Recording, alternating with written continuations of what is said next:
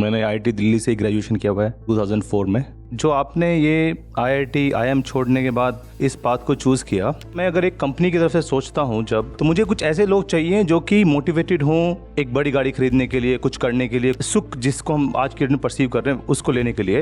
एक सुख होता है कि कहीं पर खुजली हो रही है तो उसे खुजला लिया। एक सुख ये होता है कि खुजली है ही नहीं। बोलो कौन सा चाहिए? कि मैं तो खुश हूँ। क्यों? क्योंकि मतलब इतना कुछ है तो खुश तो होना चाहिए ना। मतलब अब इतना मिल गया, चल खुश होके दिखा, चल जमूरे नाच। तो खुद ही बत्ती सी दिखा रहे जगह जगह जा करके, और फिर किसी से बहुत ऐसे ही एकदम संशय में पूछ भी रहे हैं, नहीं मतलब मैं खुश हूं ना। मतलब कभी कभी तो कोई आके बोल रहा है, सन यू आर हैप्पी, और आपके रहम आए, ओ wow I am happy, yes I am happy, finally somebody certified, ascertained that I am happy. What kind of happiness is this? हम खुद को ही मूर्ख बना रहे हैं। सबसे futile pursuit है, वो है the pursuit of happiness.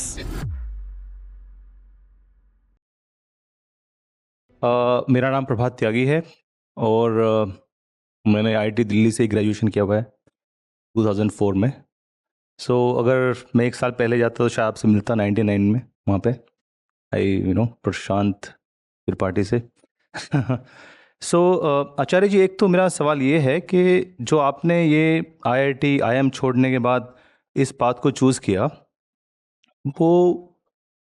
वो काफ़ी कठिन रहा होगा, तो आप अपनी वो प्रक्रिया थोड़ा बता सकते हैं हमें कि वो कितना कैसे वो प्रोग्रेसिव हुआ? नंबर एक। नंबर दो, अभी हम लोग ग्लोबल वार्मिंग पे बात कर रहे हैं और आपने एक डर्टीनेस को उससे लिंक किया हुआ है यहाँ पे। तो अगर हम बात करें कि मानव समाज जो है, ये मानव 10,000 साल पहले जंगल से निकला है, तो वो पहला कदम ही कहीं ना कहीं इस तरफ था, ग्लोबल वार्मिंग की तरफ। तो क्या इंसान प्रगति ही ना करे, वहीं रह जाए जहाँ रुका हुआ है? और अगर वो प्रगति करे, और मैं अगर एक कंपनी की तरफ से सोचता हूँ जब, तो मुझे कुछ ऐसे लोग चाहिए जो कि मोटिवेटेड हों एक बड़ी गाड़ी खरीदने के लिए, कुछ करने के लिए, कुछ ज़िंदगी में, मतलब जो डिफरेंट इस सुख जिसको हम आज के दिन परसीव कर रहे हैं उसको लेने के लिए। तो अगर वैसे लोग मुझे चाहिए तो वो अच्छे लोग जिनमें ऐसा मोटिवेशन है, अगर हम उस मोटिवेशन को ख़त्म करेंगे वहाँ पे, तो आप किस तरह से देखते हैं आगे आने वाले समाज को, और इस दुनिया को आप किस तरह से समझते हैं? मतलब ये कैसे जाएगा? क्या हम एक सोशलिस्ट समाज की तरफ बढ़ रहे हैं, बढ़ना चाहते हैं, मतलब आपके पॉइंट ऑफ व्यू से? और अगर नहीं बढ़ना चाहते हैं तो अगर कैपिटलिस्ट ही है और अगर सब एक साथ नहीं बदलेंगे, तो जो इस तरफ जाएगा वो अपनी कॉम्पिटिटिवनेस लूज करेगा और शायद इस पूरी रेस में पीछे रह जाए। और मैं अब समझ रहे हैं शायद मैं क्या कहना चाह रहा हूँ। तो मेरे दो सवाल थे, दैट्स ऑल। रेस में आप किसी वजह से घुसेंगे ना, या रेस में बस आप इसलिए हैं कि सब दौड़ पड़े तो हम भी दौड़ पड़े? मुझे तो अपने पैरों से दौड़ना है, और मेरी ऊर्जा लगने वाली है, और मेरा समय लगने वाला है, और मेरी जिंदगी जानी है उसमें। तो मैं क्यों हूं उस रेस में? होगी रेस, ठीक है, पर मुझे तो अपनी जिंदगी देखनी है ना। मैं उसमें क्या कर रहा हूं? ये प्रश्न तो पूरी तरह व्यक्तिगत है ना। मैं उसमें क्या कर रहा हूं? मैं रेस में जाता हूं ये सोच करके, आपने एक शब्द का प्रयोग किया, सुख, और उसको आपने कहा कि बड़ी गाड़ी वगैरह। हाँ ठीक है, पर सुख और सुख में अंतर होता है।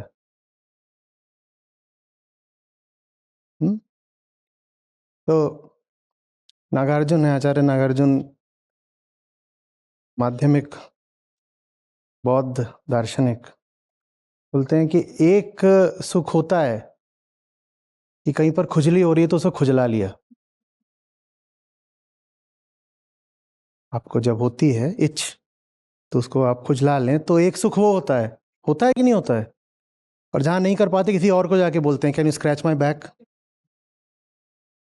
और बोलते हैं एक सुख ये होता है कि खुजली है ही नहीं। बोलो कौन सा चाहिए? कौन सा चाहिए? और ये भी जो बात है, ये 10,000 साल पहले की तो नहीं है। जो एग्रीकल्चरल मूवमेंट हुआ था होमोसेपियंस का, उतनी पुरानी नहीं है। पर ये वाली भी जो बात है ये 2000 साल पुरानी है। माने 2000 साल पहले भी जिनको समझ में आना था उनको समझ में आ रहा था कि सुख तो हम सबको चाहिए, पर कौन सा। और नागार्जुन से भी पहले प्रमुख उपनिषद थे, उनमें से एक प्रमुख उपनिषद मालूम है क्या बोल के गया? यो वह भूमा तत्सुखम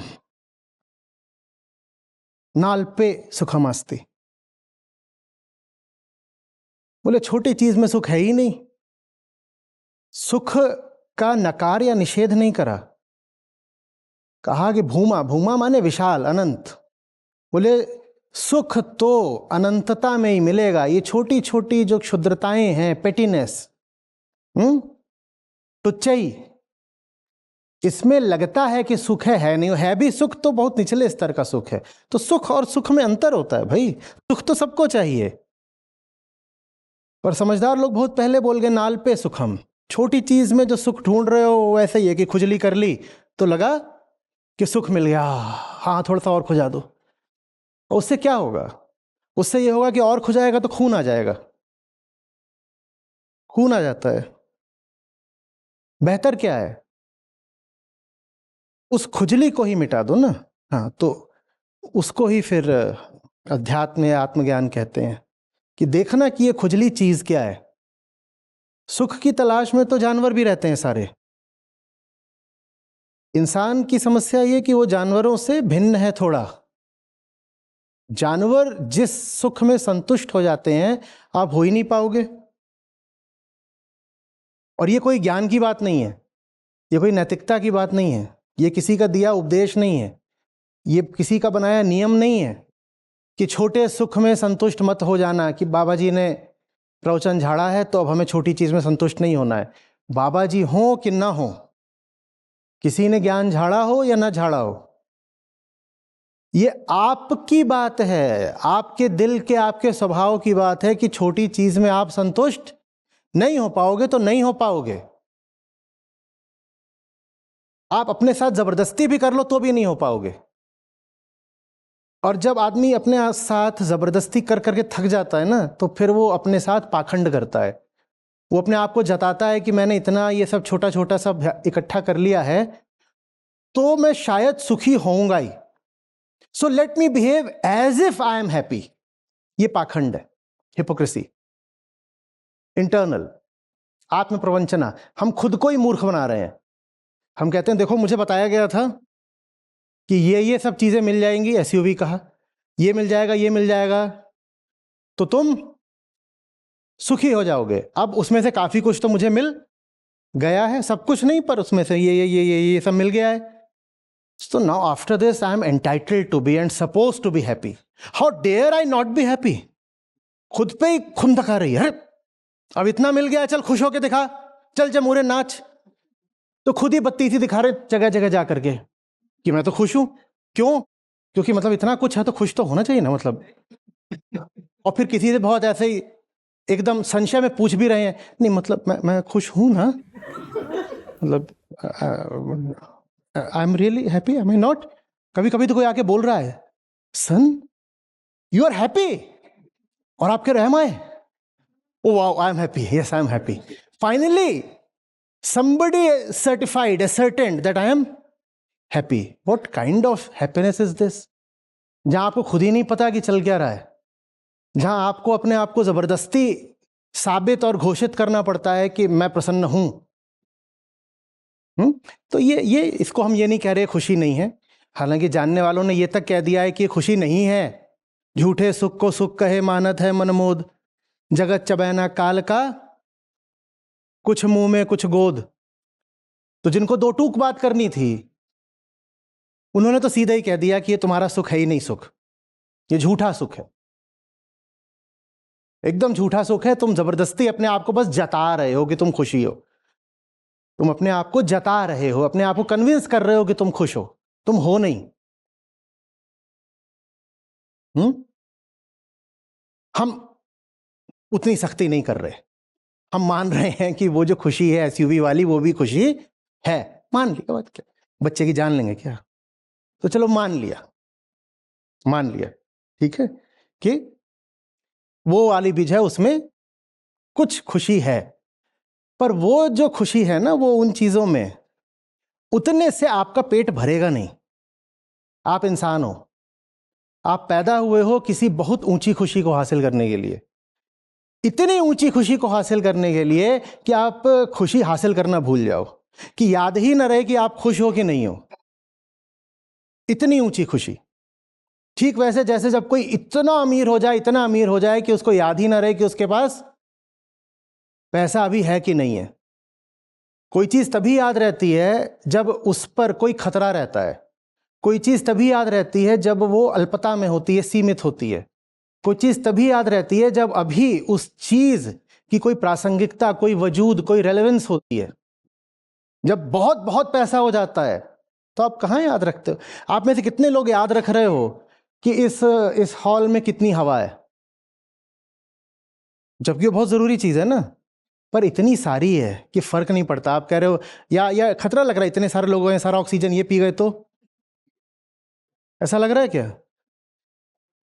तो खुशी हमें उतनी चाहिए कि हम भूल जाएं कि हम खुश हैं भी कि नहीं है। खुश सिर्फ वो आदमी है जिसको अब खुश रहने की परवाह नहीं, जो खुशी वगैरह को दांव पे लगा सकता है, जो खुलेआम बोल सकता है नहीं चाहिए खुशी। सिर्फ उसको ही खुश मानिएगा। जिसको अभी अपनी खुशी पर नजर रखनी है, जिसको अभी अपनी खुशी पर पहरा देना है, वो खुश नहीं है। उसके पास कोई बहुत छोटी चीज है जिसको अभी बचाना जरूरी है उसके लिए। खुशी उतनी होनी चाहिए जितनी कि जहां चारों तरफ हवा है,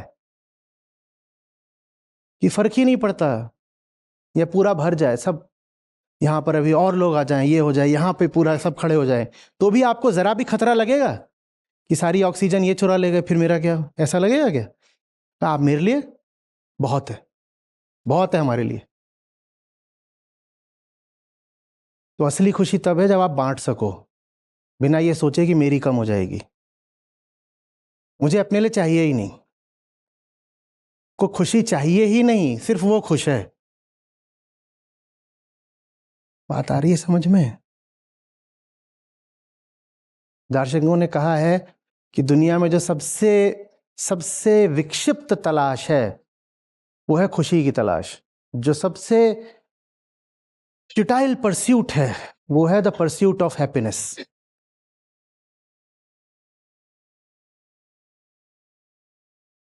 उसकी जगह मांगो अर्थ, सुख नहीं अर्थ मांगो,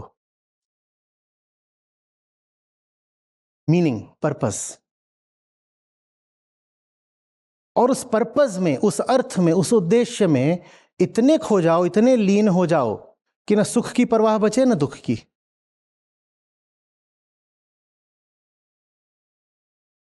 The lower order of being hankers after happiness. उससे ऊपर आता है पर्पस एंड मीनिंग। एक सबसे ऊपर भी आता है, उसकी बात नहीं करेंगे क्योंकि आपको सुनना ही नहीं है। ठीक है, मुझे सुनाना था इसलिए मैंने कहा चलो। होता है परस्यूट ऑफ ट्रुथ, पर उसकी बात इसलिए नहीं करेंगे क्योंकि ट्रुथ ऐसी चीज है नहीं जिसको परस्यू करा जा सके, इसको परस्यू करा जा सके, तो इसलिए उसकी बात करने से बहुत फायदा होता नहीं है।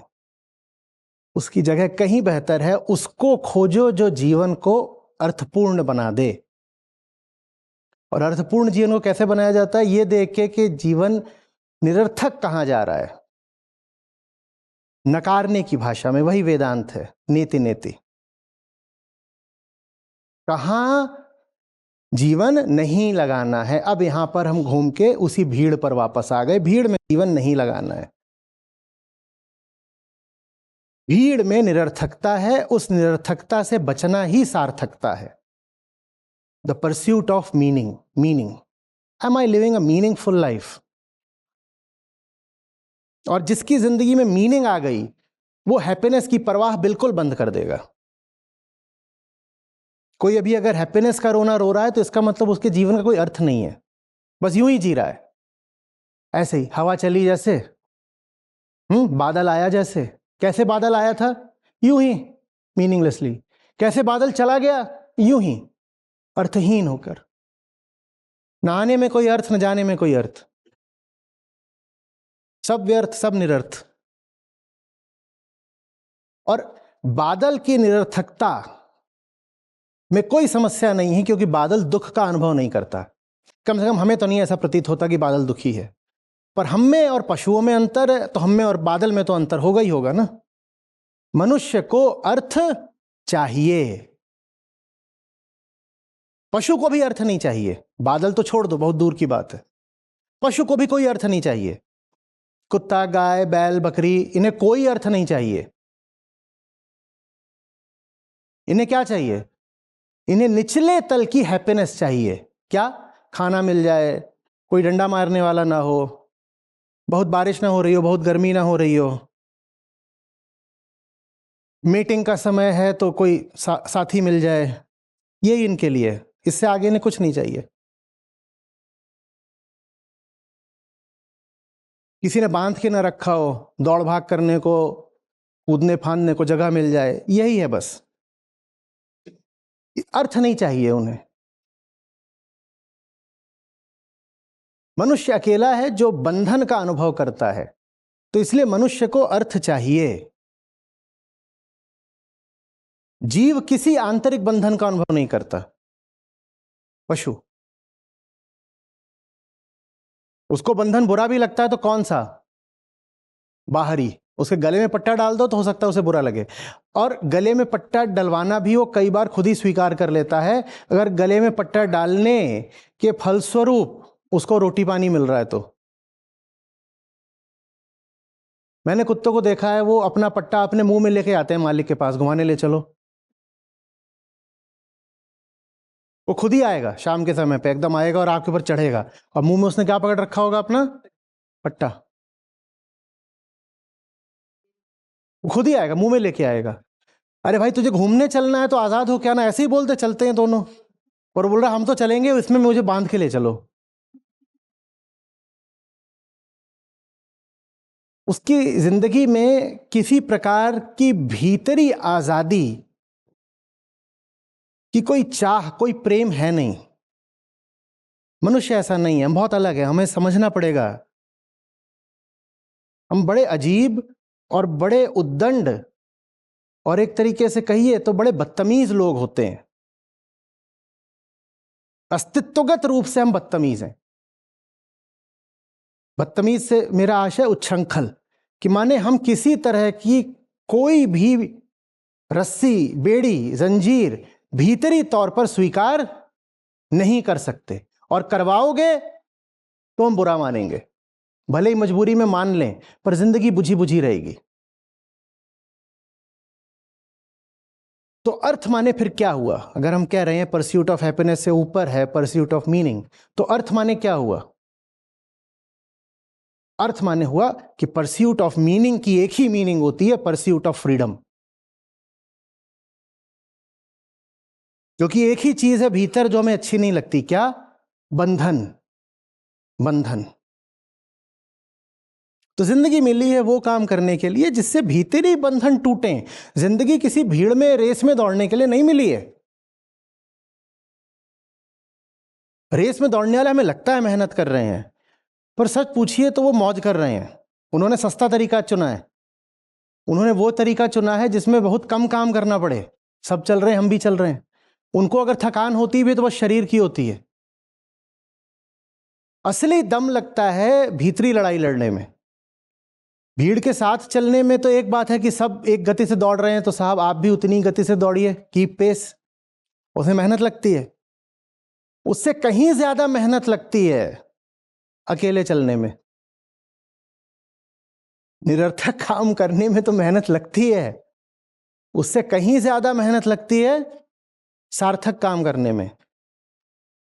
तो ये जो हमने छवियां, इंप्रेशंस बना रखे हैं ना, कि opting out of the race means leading a slow and relaxed life, कृपया बाज आएं, ऐसी कोई बात नहीं होती है। जिन्हें थोड़ा आराम तलबी करनी हो वो रेस में ही चल लें, क्योंकि रेस में तो सब लगे हुए हैं ना। और रेस में जब सब लगे होते हैं तो वो रेस की गति तो जो एवरेज, औसत, मीडियोकर आदमी है वो तय करता है। अगर 100 लोग जा रहे हैं एक साथ कहीं, तो 100 के 100 लोगों की गति कौन तय करेगा? वो जो सबसे सुस्त और सबसे धीमा आदमी होगा। थोड़ा बहुत बाकी लोग उसको खींचेंगे, पर वो अब नहीं खींच रहा, तो बाकी भी फिर उसी के हिसाब से कहते हैं भाई देखो, अगर ये इतना चल के भी ठीक है तो हम इससे थोड़ा ज़्यादा तेज चल लेते हैं तो रेस में हम ही आगे हो जाएंगे। लेकिन जब आप अकेले होते हो ना, तो आपको सिर्फ अपने आप को जवाब देना होता है, मुंह दिखाना होता है। It's you versus yourself. कोई और नहीं है रेस में, मैं हूं और मेरी सच्चाई है। अब मुझे खुद को ही जवाब देना है कि मैं एक सार्थक जीवन जी रहा हूं कि नहीं जी रहा हूं। मैं रेस में नहीं हूं। कोई बॉस नहीं है जो मुझे सुबह उठा के कहेगा कि इतने बजे ऑफिस में आ जाओ। कोई नहीं है जो मेरा अप्रेजल करेगा, जो मुझे बताएगा कि मैंने काम ठीक किया कि नहीं किया। मुझे खुद अपने आप से पूछना है कि मैंने जो किया उसमें ईमानदारी कितनी थी, क्या मैं और नहीं कर सकता था। कितना प्यार है मुझे अपनी ज़िंदगी से कि मैं अपना समय बिता रहा हूं और आज़ादी के निकट नहीं पहुंच पा रहा हूं। ये मुझे अपने आप से पूछना पड़ेगा। वो असली मेहनत का काम होता है।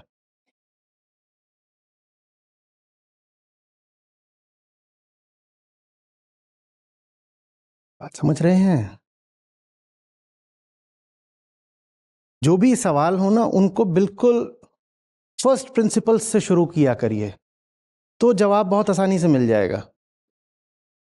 अगर आप यहाँ से शुरू करेंगे कि लोग हैं मेरे पास और मैं चाहता हूँ कि वो काम में मोटिवेटेड रहें, और मोटिव तो तभी आएगा जब वो हैप्पी होना चाहेंगे, और हैप्पी होने के लिए उनके पास मटेरियल एस्पिरेशंस होनी चाहिए। तो आपने अपना पूरा एनालिसिस शुरू ही एक इन बिटवीन पॉइंट से करा है। बिल्कुल जो फंडामेंटल प्रिंसिपल्स हैं वहां से शुरू करें, तभी कोई सार्थक उत्तर मिलेगा। आपको खुशी होगी इस नाते जो हमारी अपनी ऐप है जिसमें हमारे गीता और बाकी सब कार्यक्रम चलते हैं। यहाँ पर बुद्ध हैं, गीता है, उपनिषद हैं, अष्टावक्र हैं। ये मुझे मिले, मेरी ज़िंदगी बदली। ये तुम्हें मिलेंगे, तुम्हारी ज़िंदगी भी बदलेगी। सच पूछिए तो मतलब लाखों नहीं तो कम से कम हज़ारों ज़िंदगियाँ तो हैं जो बिल्कुल बदली हैं। 2 लाख से अधिक गीता प्रतिभागियों के साथ जुड़े आचार्य प्रशांत ऐप पर पहला महीना बिल्कुल फ्री गीता मिशन का पूरा एक्सेस। ऐप पर आपको मिलेंगे नियमित लाइव सत्र, हर दिन आचार्य प्रशांत के विशेष संवाद, गीता कम्युनिटी का एक्सेस, गीता परीक्षा, चयनित समाचार, ऑडियो बुक्स, कोट्स और भी बहुत कुछ। गूगल प्ले स्टोर या एप्पल ऐप स्टोर पर आचार्य प्रशांत सर्च करें और अभी डाउनलोड करें।